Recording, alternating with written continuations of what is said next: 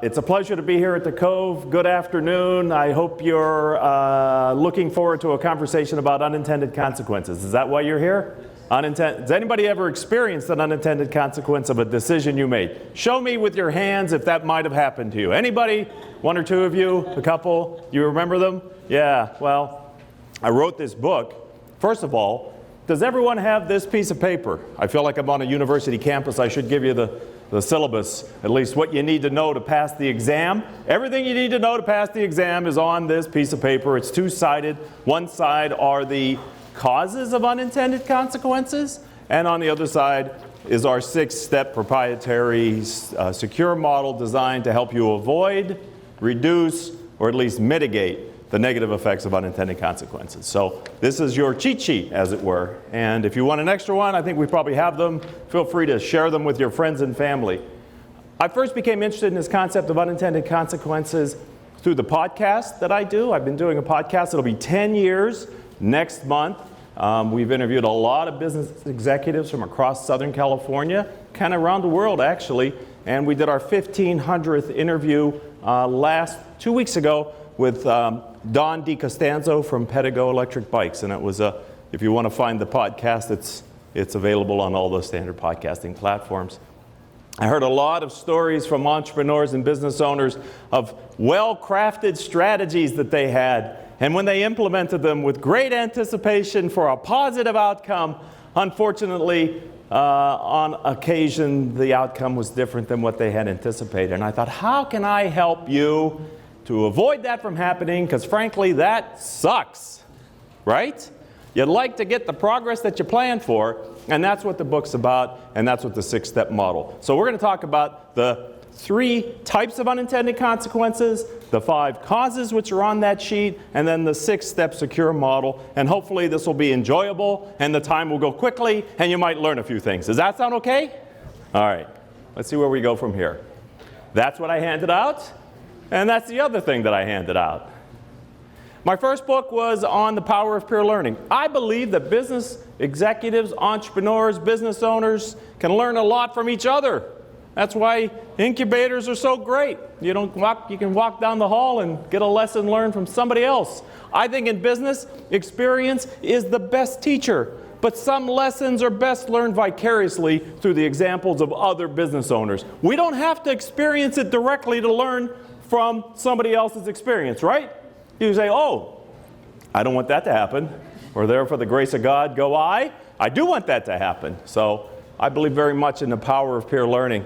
My second book, now in its 3rd release, has about 130 interviews, excerpts of interviews that I've done on my radio show with business executives, really talking about what's your guiding principle for creating the culture that's in your firm. And there's probably people in there that you know. Books are available however you want to get them, Kindle and hard copy, paperback. This is the book we're going to talk about today. And we're actually working on a field guide to help implement these strategies. I go into companies, I do a workshop and help them to kind of adopt these best practices to avoid, reduce, or mitigate the negative effects of unintended consequences. This is all the stuff I do. Love to connect with you on LinkedIn. Is anybody on LinkedIn? Thank you for getting my humor. Yeah, I love it. You're sitting up front too, Sue. Thank you. It's always good to have somebody at the front row that laughs. Believe me, I have a YouTube channel and the rest of that stuff. But let's get to the presentation. Neil Ferguson currently is a professor at Stanford. He's taught at Harvard and Oxford and Harvard. He's written numerous books on history. Just has a new one that came out this year, as a matter of fact. And he says the law of unintended consequences is the only real law of history. Amen, Neil.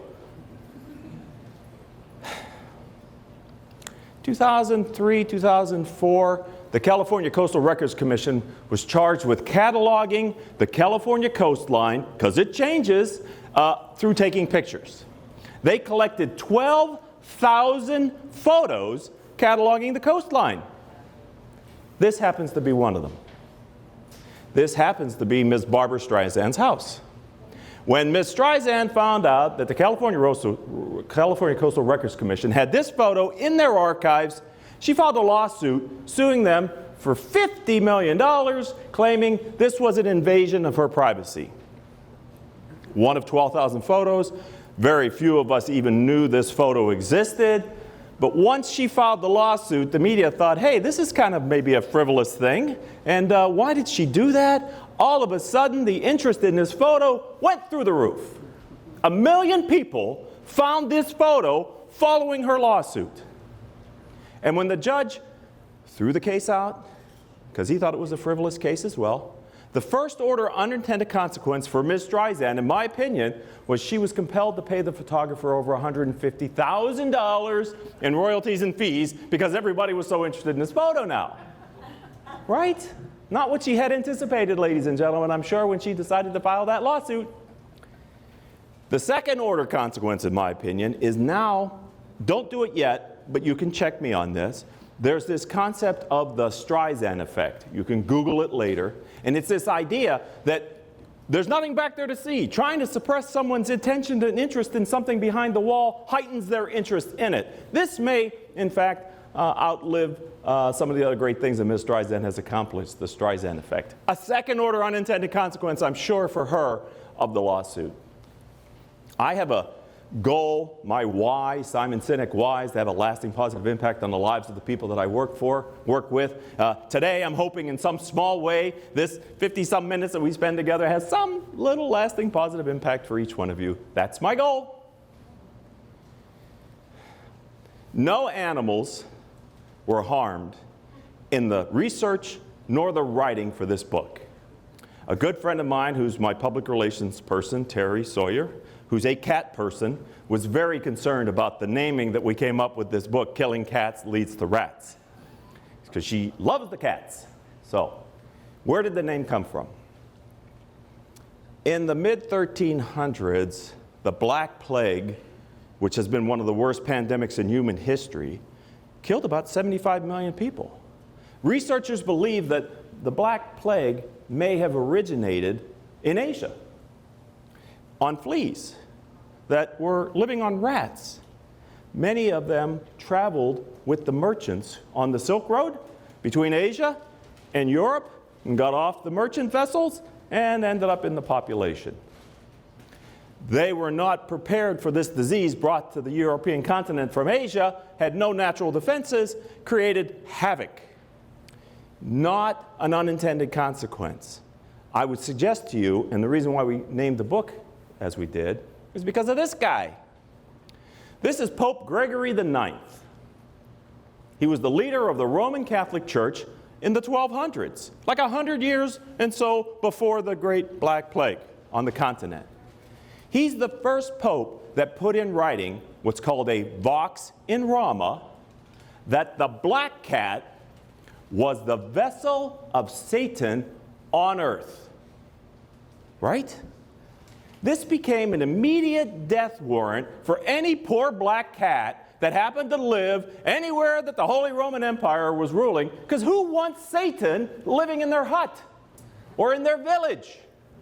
And over time, this general fear of black cats turned into a larger fear of cats and witches, such that in the 1300s, they didn't understand disease the way we do today.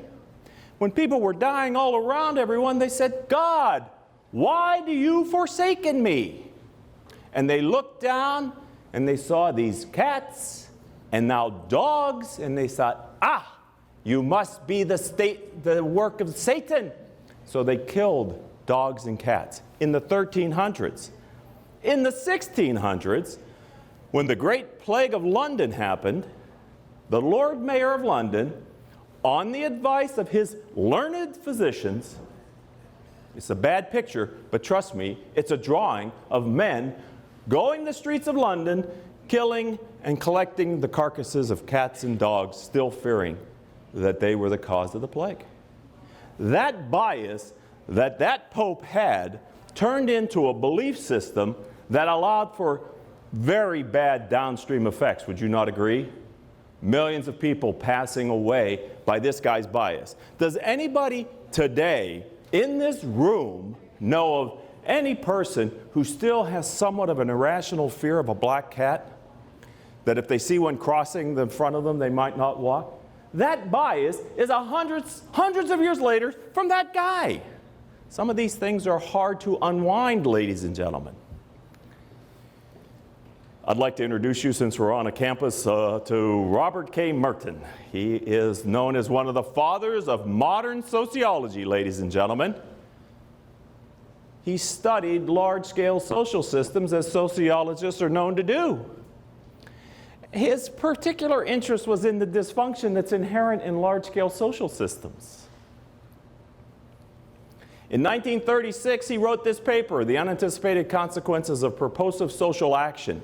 In this paper, based on his research, is where this concept of unintended consequences originated. He called them unanticipated. We've changed it to unintended. That's kind of, but for this purpose of this talk, it's the same thing. He found that studying large-scale social systems, many times the leaders had a plan for society, and they made a decision, and they went to implement it, and the people who were supposed to carry it out, the purposive social action, screwed it up or did it counter. And the outcomes were different than what the leaders thought. And he's like, this is not good. So I'm going to talk about two of the things that are in his paper, and then I'm going to add to it what we built on it. So the two things that are in his paper are the 3 types of unintended consequences and the 5 causes, and then we'll build on that with the 6-step secure model. Okay? Are we okay? I know it's lunchtime, and I got a little energy out of you, just a little bit, and I'll give you back a little bit. Is that fair? Okay, that's not quite the response I was looking for. Let me try that one more time. Is that fair? Yes. All right. Amen. This is the law of unintended consequences. The law holds that almost all human actions have at least one unintended or an unanticipated consequence. There are 3 types in Dr. Merton's research that happen. The first one is a negative effect. It's counter to what we had anticipated and what we told our employees it was going to be. It sucks, and we have to get out of that situation because that's not what we wanted to have happen. The second one is a positive. He called it serendipity. I think of it as luck. But in a business world, we all know that hope and luck are not a good basis for a future strategy, right? They might work once in a while, and I'd rather be lucky than good, but you can't count on luck to carry you today. The third one is a more insidious type of unintended consequence.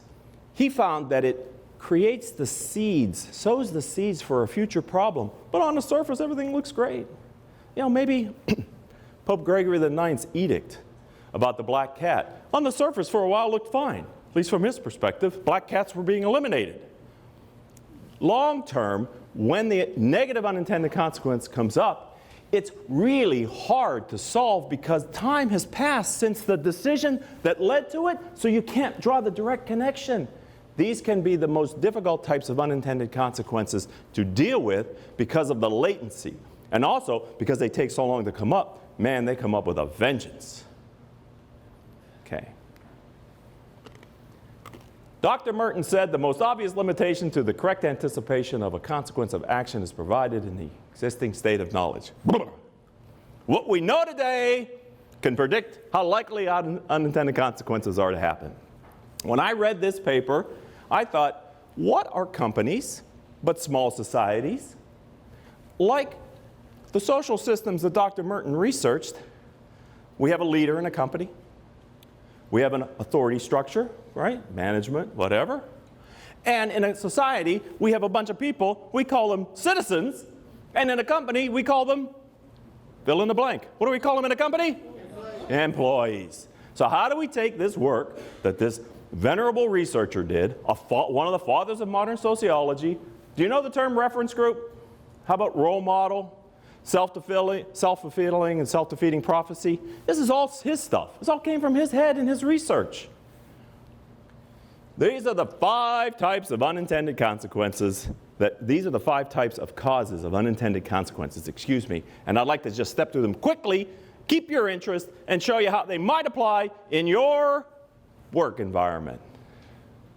How many of us have a job that's in this room? Anybody working? Anybody have a job? Anybody own a company? Anybody have a company? Okay. Anybody have people that they work with? A little bit of people? Okay. The first cause Dr. Merton's research revealed is ignorance. We thought, how does ignorance show up in business? Well, guess what? When you make those strategic business decisions, we've found in our research, sometimes we don't do enough research to make that decision, right? Many times because we figure, we know this. We've seen this one before. Our experience suggests we do this. We don't need to spend the time and money. We got to act. I already know what to do. Let's do it. We did the same thing 3 years ago. Time and technology have not changed much. We're going to get the same outcome, so let's proceed. We aren't understanding the situation properly.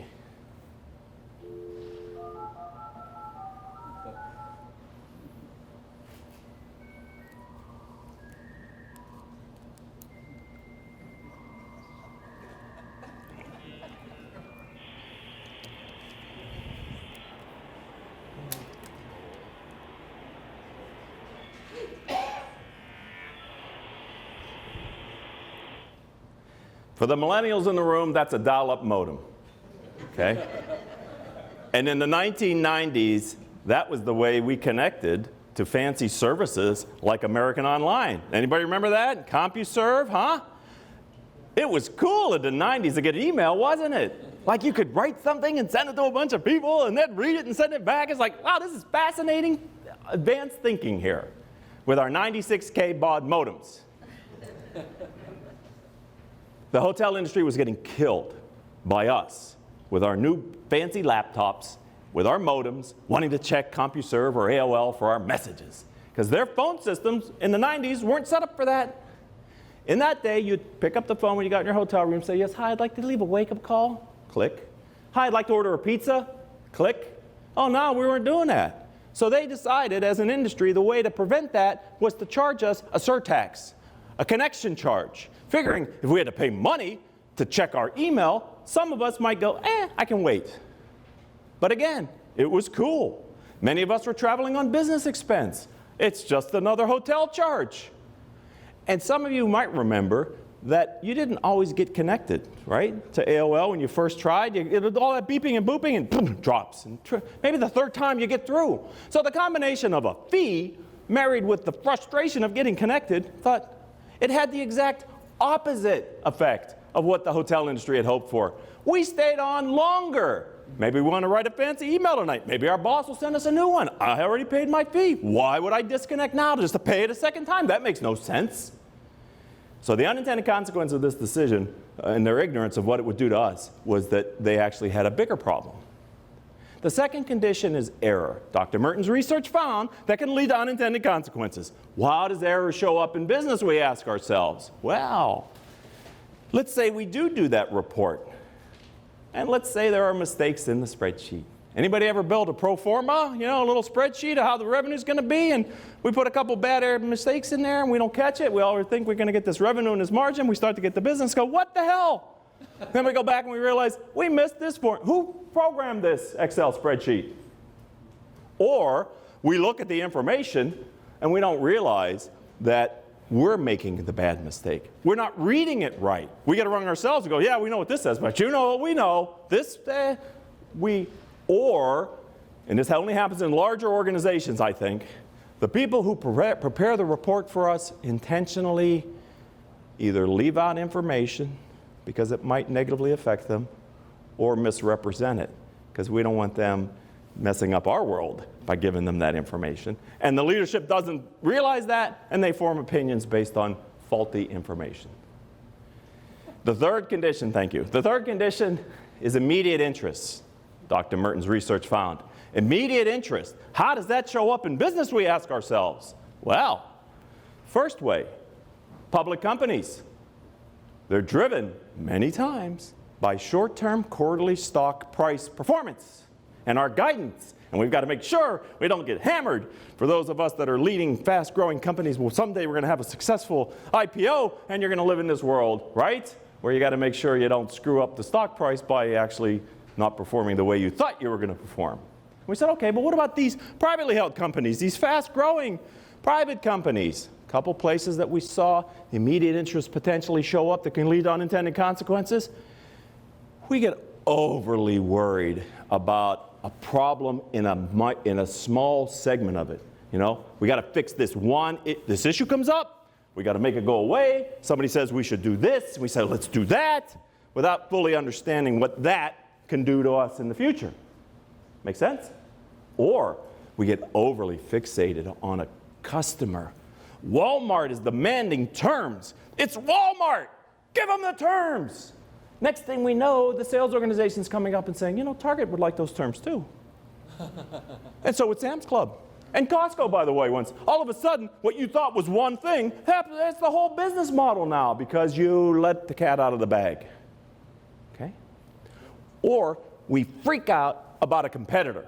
And even though we have a strategic plan that we've honed through hours of thinking and research, we go, they're smarter than us. We better do something to counteract what they're doing because it's not in our best interest. We like their plan better than our plan. In 2016, Samsung was readying for the delivery of their latest large format phone. The executives, some of you already know where I'm going. Some of you, it's great. I see the looks on your faces. Stay with me. The executives at Samsung knew that Apple was about to come out with their large format phone in September of 2016, and they thought, you know what, we're coming out before them because we want the press newest, latest format. It's going to be awesome. If we come out after Apple, we'll be at yesterday's news. We want to be there first. So reports suggest that they pushed the engineering team to get the Samsung large format phone out ahead. And to much fanfare in New York City in August, they announced their latest large format phone. Does anybody know what the name of this one was? Galaxy Note 7, right? Almost immediately after this phone started to ship, some of the users of this new phone said, you know, this thing's running like really hot, like freakishly hot, like not what I had expected. Samsung, well, that's a problem. So they took back the first units and they shipped out new units. But those new units started to show an even more extreme problem. Some of them were actually reported to catch fire after they exploded. And when pictures like this started showing up on social media, where Nathan says his Jeep caught fire because his Galaxy Note 7 blew up in the front seat, Samsung had a major crisis on their hands. Right? Who wants a phone that's blowing up? The FAA and major airlines, in September, 6 weeks after they started shipping this phone, the FAA said, hey, read it. If you got a phone, Note 7, don't charge it, don't check it, just don't touch it. Shut it off, leave it there, and then when we land, you can do whatever you want with that phone. Shortly after this, the FAA said, complete ban. If you've got a Galaxy Note 7, go home. You're not getting on our plane. We're not going to have a catastrophic event. So Samsung really had no choice but to say, get them all back. 2.5 million phones had shipped in that short window. And now we got to get them all back. But you know what? Getting them all back is not the answer to the problem because we got to do root cause. We got to know why the hell these phones didn't work. So they hired thousands of engineers who tested hundreds of thousands of phones and battery combinations to try to figure out what it was. They finally determined the root cause, and they said, you know what, we're done. We're not going to ship any more Note 7s. We'll just wait for the Galaxy Note 8. It's fine. So in January, they put intelligence in the software that when you would download the new operating system to your Galaxy Note 7, if you didn't return it, it would kill it. There are reports, you can go to their website to verify this. On their website, they have a page for this recall still to this day, and they admit they got almost all the phones back. There are reports that there are people who, for whatever reason, liked the format of that phone so much they didn't want to turn it in. They're running on an old operating system.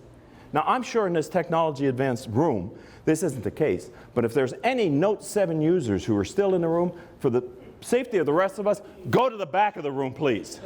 Okay? It cost them $6 billion to do that recall, by the way, ladies and gentlemen. Immediate interest can be a problem. Basic values, next one that Dr. Merton's research revealed could cause unintended consequences. Basic values, how does basic values show up in a company? We thought, okay. Has anybody heard of the term groupthink? Blind spots. Where we get around this consensus thinking and we don't even see things anymore because we're all of the same mind. And I think consensus is great. But when it's false consensus, because we know the boss, he doesn't want to hear this, so I'm just not going to say it, that's not good consensus, ladies and gentlemen. These sacred cows can be the undermining of a business. And the other area that we found is in when you have channel partners. When you are expecting your partners to do something that would be in your best interest that you don't understand may not be in their best interest. This is not a business example, but I want to share it with you. Washington, D.C. was having a major problem with people who lived on the streets, buying alcohol from the local retailers, the liquor stores, consuming the alcohol, getting rowdy, causing disturbances that would require the police to come, and relieving themselves on the street. Bad for tourism, ladies and gentlemen, when this is happening all over Ward 6, which is the area where the Capitol and all the fun stuff is that tourists go to see, right? So in their infinite wisdom, the city council said, we know how to solve this problem. So they passed a law that banned the liquor stores from selling single cans of beer. Figuring if this guy can't buy his can of beer, he's not going to be able to drink it. He's not going to be able to relieve himself. He probably won't cause a disturbance. And we've solved the problem. Wipe our hands, on to the next challenge, because we're geniuses here in the city council. What they didn't understand was how important those single can beer sales were to the liquor stores in Ward 6. Business class. Tell me if this makes sense. You're a business owner, and you have a product that is a cash-based, high-margin, repeatable business. Would you want to give that product up? Would you want to give that product up? No. Neither did the liquor stores. So they band together, and they created the two-pack. There was no ordinance preventing selling 2 cans of beer. If you look at the records from the police immediately following the institution of this ordinance, the calls went up. Because now Angelo and I are going in and buy a can each, and then we're going to hang out together. And we're still going to do all the other stuff we did, but now we're together, which means the energy's higher. It had the exact opposite effect of what they had hoped to accomplish by passing this law. I mentioned before, Dr. Merton created some terms. Self-defeating, self-fulfilling prophecy are 2 of them. We looked at this and we said, how does this show up in business? We get that in society, how does it show up in business? Well, our research suggests when the leadership rolls out a new strategy to the employees, and the employees go, you know what? This is kind of like a flavor of the month. They don't really believe it. If we don't do anything, they'll probably forget about it. Or likely, in 6 weeks, they'll come with something new, so we didn't waste any of our time. And so the outcomes are not what the people who we thought were good ideas get. We also found it when the perceived outcome of the new strategy either could negatively affect the people who are supposed to implement it, or they think it's unattainable, guess what they do? Pocket veto. It's not going to, that quote is never going to happen. Why should I even try? It's a waste of time. I'll just be frustrated, and they're going to yell at me anyway, so I'm just going to take some time off and enjoy myself until the beatings begin. These 2 are going to travel with me when I'm going to Richmond next month. I'm taking you with me. Well, let me get your names and numbers so I can get you tickets.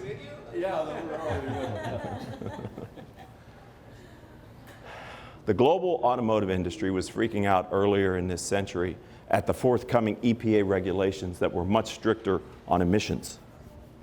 Volkswagen, at the same time, had an aspirational goal of becoming the #1 automotive manufacturer in the world, overtaking Toyota. The only way to do that is to outsell them, and they looked at their product lineup, and they knew they had one engine in particular that was a big challenge for these forthcoming EPA regulations. It was the 2.0-liter diesel engine, a very popular engine across their platforms. And this is Volkswagen, Audi, Porsche. Diesel engines around the world are big, and this one was a very economical engine, could not do without it, and achieve their goal. So they told the engineers, figure it out. Engineers came back and said, can't figure it out, boss.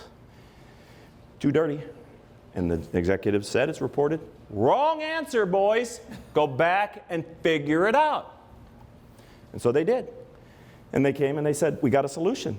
We're going to put a software algorithm on the cars that have this engine that will know when the EPA or other regulators are testing it, and we'll just deliver a satisfactory set of performance on the emissions. They could tell it was not being driven, and they could deliver those fake results because when they put them in the harness to test them, the engines accelerate and goes through all these paces, but the front wheel never moves. So they knew it was in a harness and being tested. Perfect, solved the problem, rolled it out. Do you know, have you heard of the clean diesel? That was their marketing message here in the United States. A clean diesel. People went, clean diesel? That doesn't even make sense. But yet they were brazen enough to call it that. Brazen enough that in 2009, the Jetta TDI with that engine won Green Car of the Year. Cleanest car in its class. Celebrated. This is Michael Horn, who at the time was the president of the Volkswagen operations in the US. He's accepting this award, probably fully knowing what's happening, probably in his mind thinking, what the hell are they doing? Boys, back it off. That algorithm is too good. We're getting too much publicity here. A couple researchers in West Virginia started to notice the anomaly, which led to California picking up on it, which led to the DC EPA figuring out what the hell was going on, and Dieselgate was born. Then CEO Martin Witterkorn had to resign as the full impact of Dieselgate was known. 11 million cars around the world have that engine in it. Only 500,000 have them in the United States. It's cost Volkswagen $40 billion in fines. They had to pay the people who bought that clean diesel car the depreciated value of the car. Now that the world knows that, hey, that's not a clean diesel, that's just a stinking diesel. It was 40 times dirtier than the EPA regulations, ladies and gentlemen. 40 times. Funny memes started to show up, poking fun at what Volkswagen was trying to do.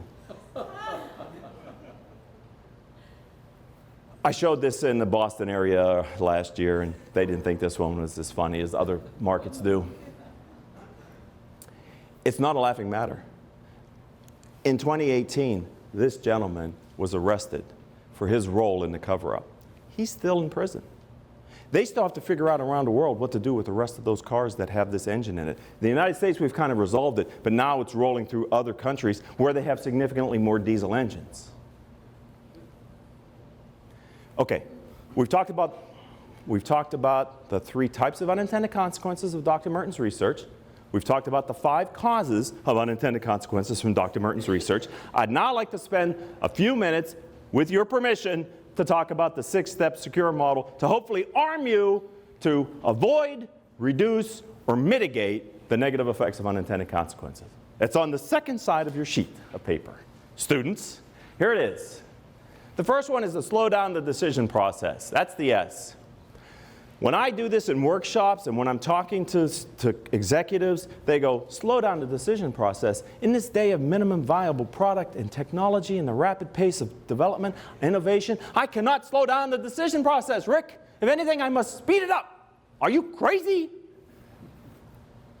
What I mean is, divorce emotion from your strategic decisions and make it based on factual thinking.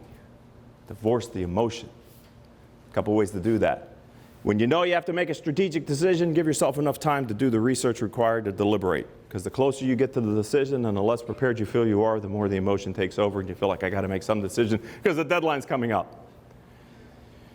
Put time on your calendar to think strategically about your company. There was a published report in Harvard Business Review of 187 middle market CEOs of middle market companies. They found on average those CEOs reported they spent 3 hours or less a month thinking about the future of their company. 3 hours or less a month. My experience in small and middle market companies, if the CEO isn't thinking about it with her team, few others, if anybody else is thinking about the future. So divorce the emotion. The other thing is to make sure you keep your perspective and fight the emotion that might come when others are seeming to outperform you in what might be a temporary basis. Again, sometimes it can be caused by your competition. This is the test. Pepsi versus Coke, the Pepsi challenge. All across America, more people pick Pepsi time after time after time. All the time, it's gonna be Pepsi now.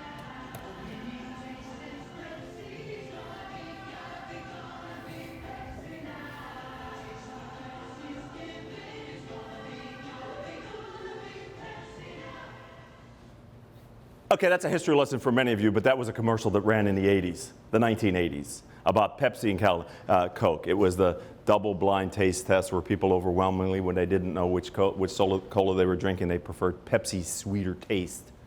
Coke had been 100 years old at that point. They had a successful history of product innovation. They were sort of Americana. They were a brand that was identified. Matter of fact, when people know the difference between Pepsi and Coke, regardless of what it tastes like, they prefer Coke because it's Coke. But when they don't know they prefer Pepsi, Coke was freaking out because their sales were going down. And they thought Pepsi is effectively painting us as a product for a bygone era. We're no longer relevant with the kids. This is not good for the future of our company. We must do something. Roberto Gorzetta, who was CEO at the time, also knew that they had a formulation in their labs for a slightly sweeter taste of Coke. And so he said, test that. Let's do our blind, not marketing, let's just test it. And the marketing department came back and said, people love it. They like this sweeter taste of Coke. It's kicking Pepsi's butt. And oh, by the way, they really like it over our original formula. So based on that limited information and the worry that they were becoming obsolete in the minds of the consumer, they launched this product, which some of you may have heard of. Huh? New Coke? Go to the museums, Smithsonian, there's one there. You can see it. It's beautiful. They were all excited thinking, if you like a sweet Pepsi, you're going to love this thing because it's sweet. Your teeth will rot. It's so sweet. You like sweet soda? Here it is. It was a different era in the 80s. People's tastes weren't as refined as they are now. We don't like those sugary drinks as much. But back then, we loved them. They didn't anticipate the response to Coke, to New Coke. People hated it because they were loyal to the brand, regardless of the taste. And Coke over-delivered on a fear that they had. Pepsi, knowing this, tried to dig Coke's grave a little deeper, so they quickly put together this commercial that they ran.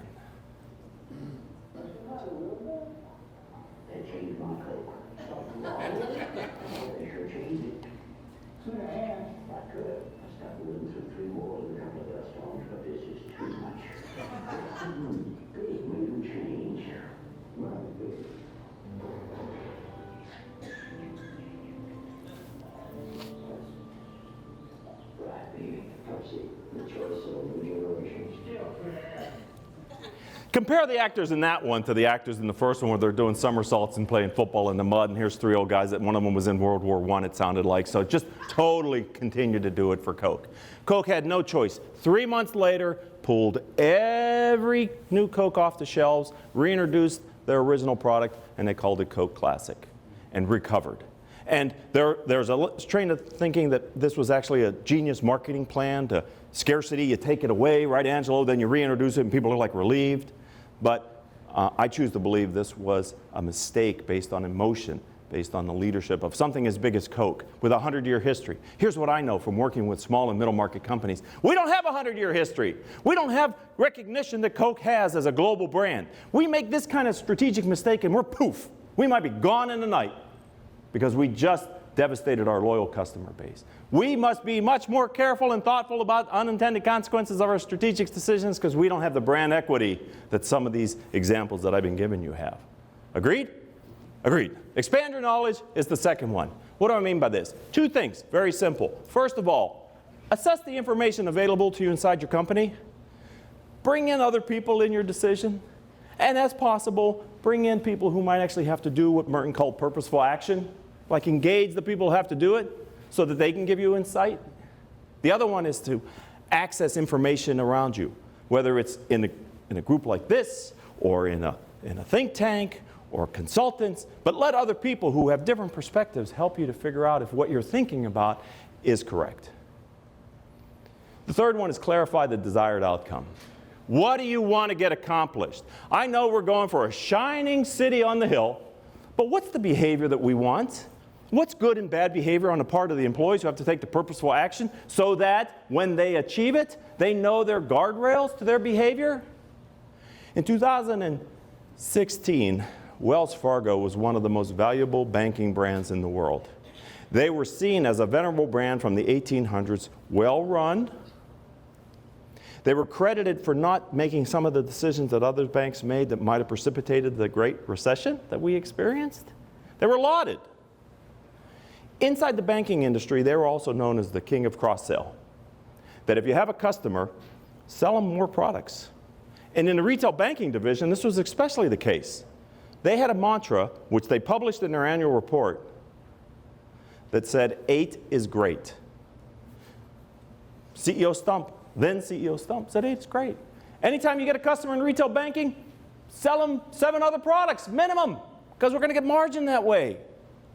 The Wall Street Journal reported that this motto created a high-pressure sales environment within Wells Fargo that caused employees to behave in ways that were not in the best interest of the customer, because many of them were berated, fired, demoted for not meeting the sales quota.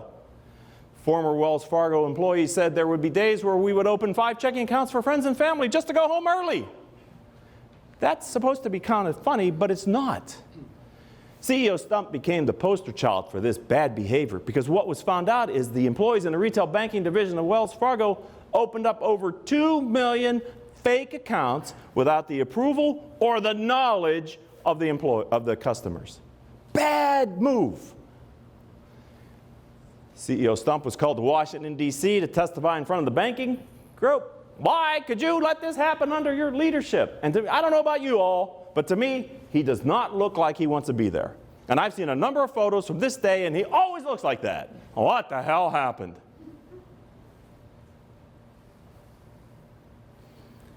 Wells Fargo damaged a venerable brand. You might have seen their latest efforts, because you know what they did? They woke up the media that they maybe weren't that venerable brand, that maybe if this kind of stuff happened in the retail banking group, what happened in other parts? So, hey, there's a story in Wells Fargo, ladies and gentlemen. It's going to get eyeballs. Let's do the research. And elected politicians who have a philosophy that banks aren't good anyway, especially big banks, this was just right in their wheelhouse, ladies and gentlemen. But I think most damaging to Wells Fargo is the regulators said, hey, we need to look at all your business practices because we were asleep at the switch too. How do we let that happen? They've capped how big they can be based on their assets. They got hit with a $1 billion violation last year. This first one cost them $180-some million. They got hit with a $1 billion fine for some other bad behavior in another unrelated area. It's like they're the gift that keeps on giving in unintended consequences, ladies and gentlemen. And now they're trying to reposition this venerable brand in your eyes. From day one, we always came through for our customers. It's how we earned your trust. Until we lost it.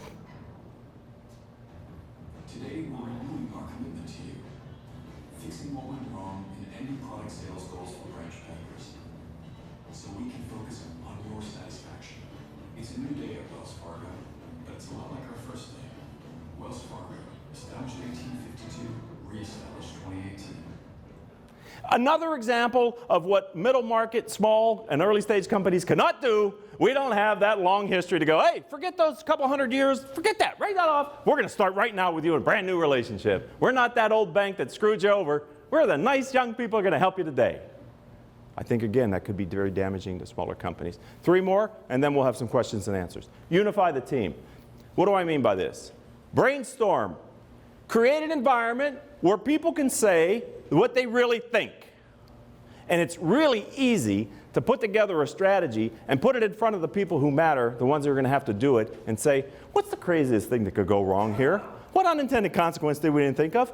Tell me what you think. I'll give you a prize for the most outlandish. Because once you realize it, you might be able to address it and mitigate it from happening. And many times, people in your company go, that's not going to work.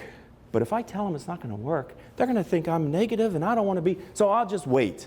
They should know it anyway. I'll just hold my powder and wait till it happens and they'll see.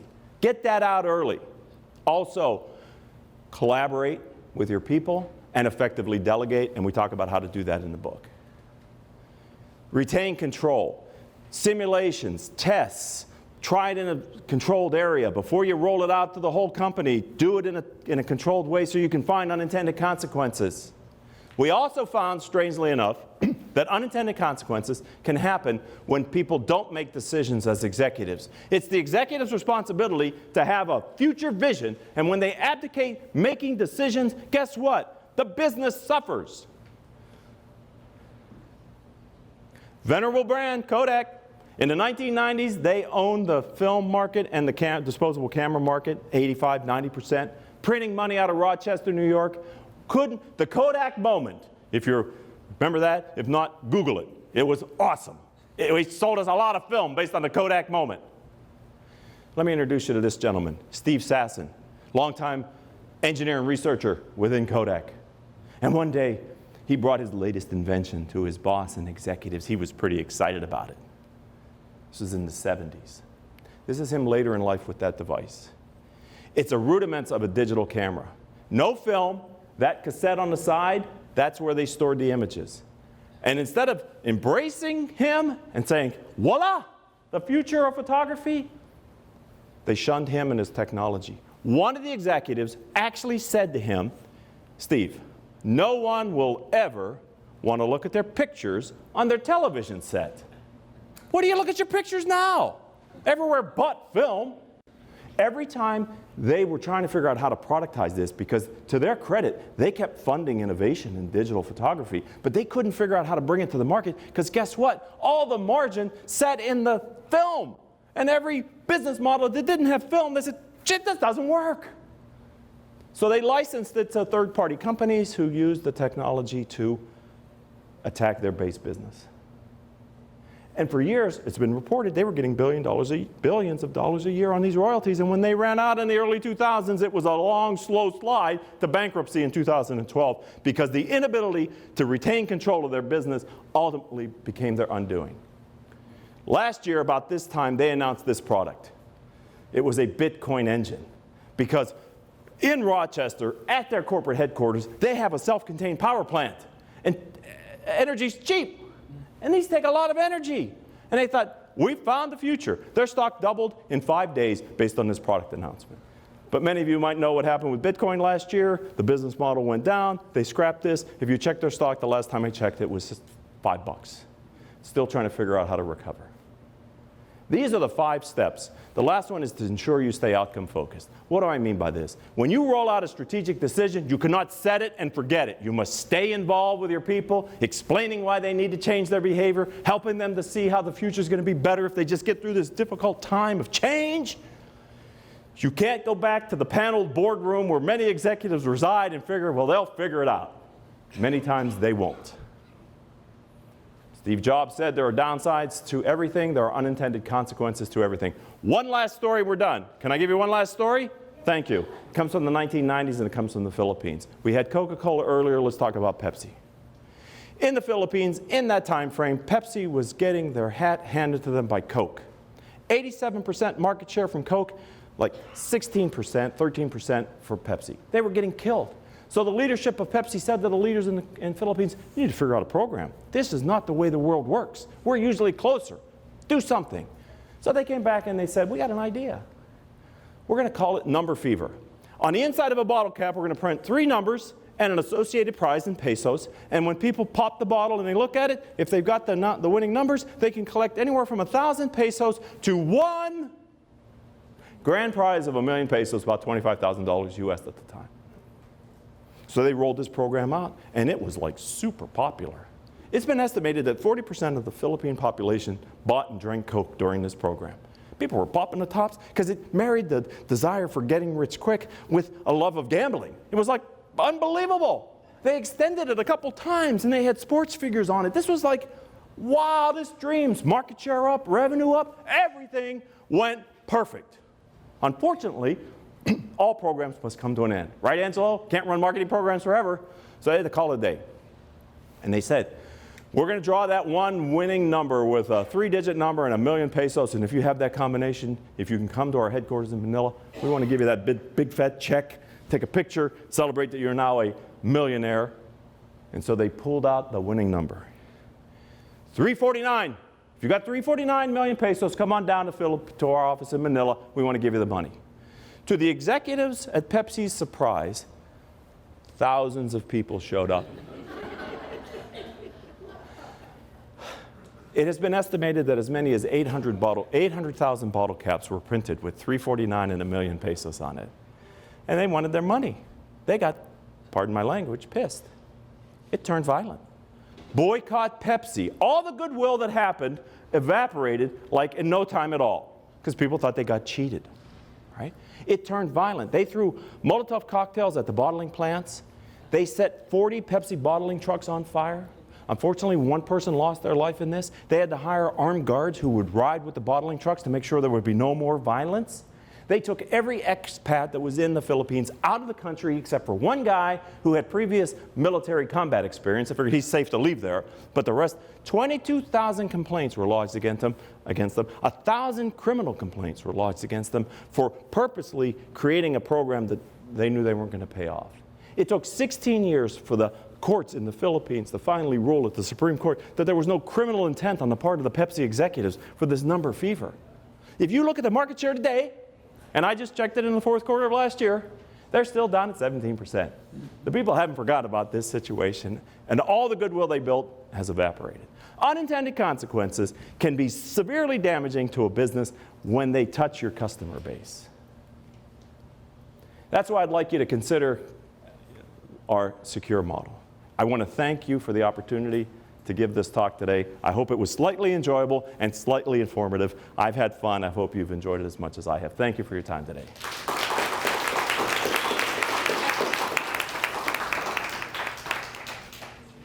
Thank you so much, Richard. We really appreciate it. We have a couple minutes for questions. Does anybody have any questions for Richard? Paul down front does. Go, Paul.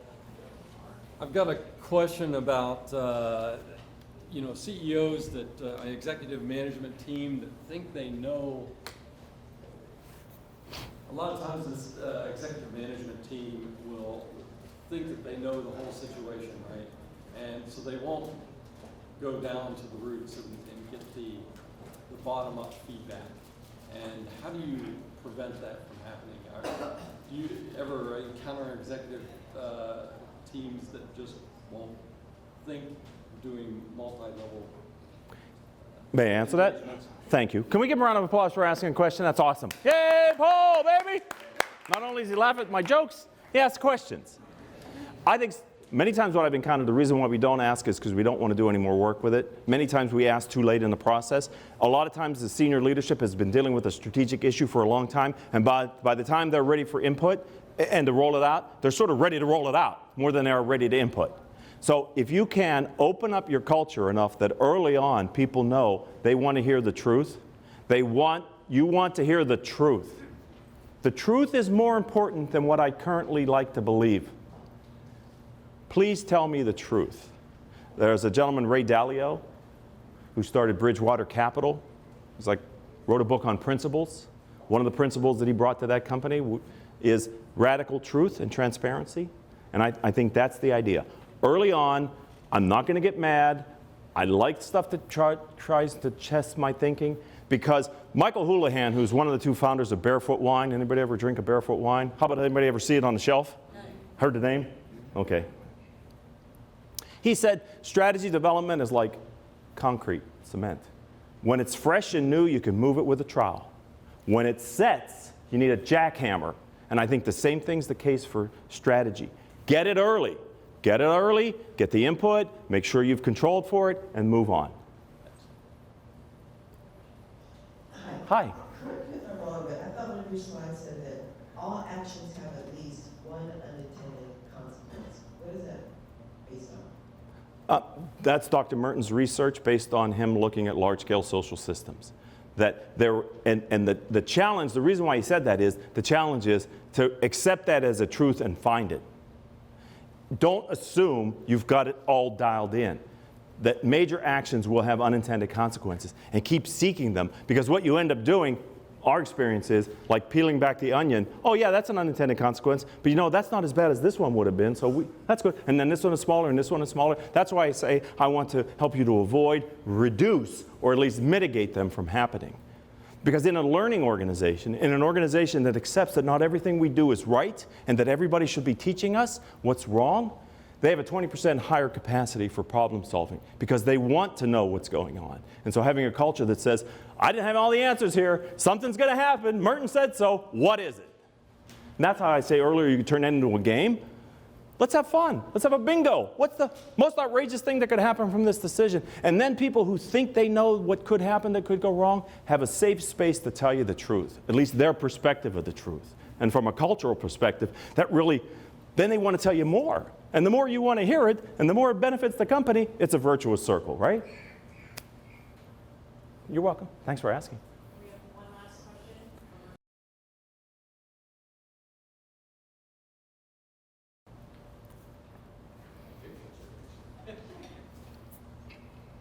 That was very good presentation, one of the best. Thank you. Just curious, using the secure process, what percentage level can you achieve to make sure you do make the right decision?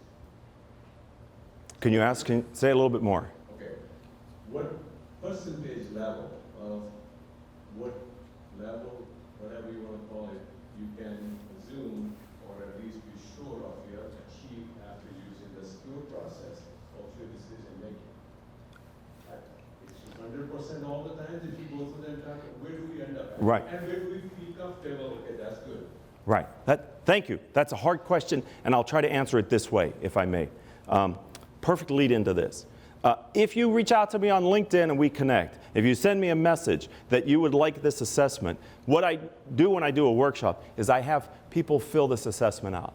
These are the areas that you can be looking at on rating your company and your decision making against this model. What we have found over time is by people filling this out and taking their assessment and plotting their total scores on the grid, they begin to figure out how do they get more control over the future. Look, nobody can control the future, right? I don't care how great you are or how big you are. The examples show stuff happens.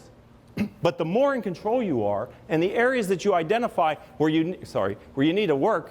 All right, I lost everything. Never mind. I can't get sure. There's an unintended consequence of me not knowing how to work this remote. Bottom line is you continue to look at the areas where you do well and reinforce them on this scoring grid, and the areas where you're not performing well, you can begin through knowledge. Thank you. Can we give him a round of applause? Yay! You can start to figure this out. And what's great about this is by asking your employees to take it, not just you, ask some other people, start to compare and contrast your knowledge of how your company makes strategic decisions with the people who have to implement it. You'd be surprised at where you might find different numbers, and that gives you a chance to start to figure out why.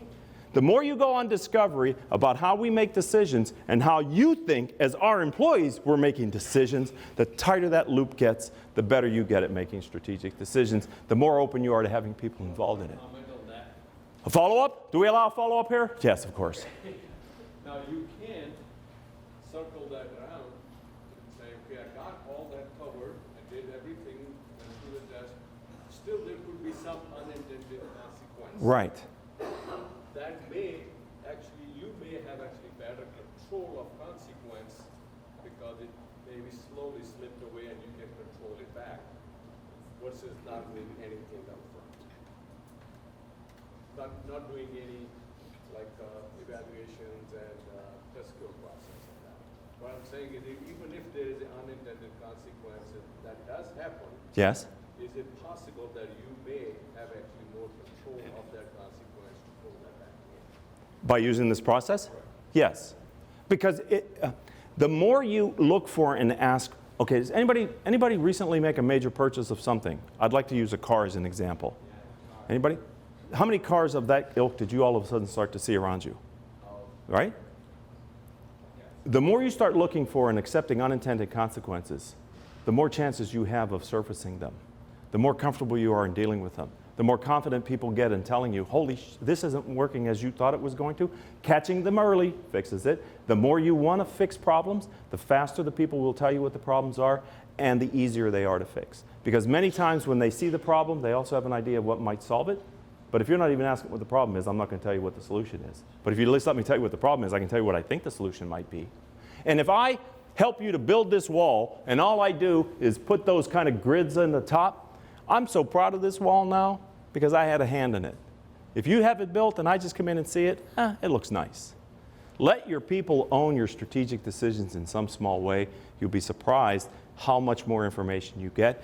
And when you come up against competitors who know it all, who have all the answers, who haven't failed in any big way yet, that's your chance to take them to the cleaners. So thank you. This was awesome.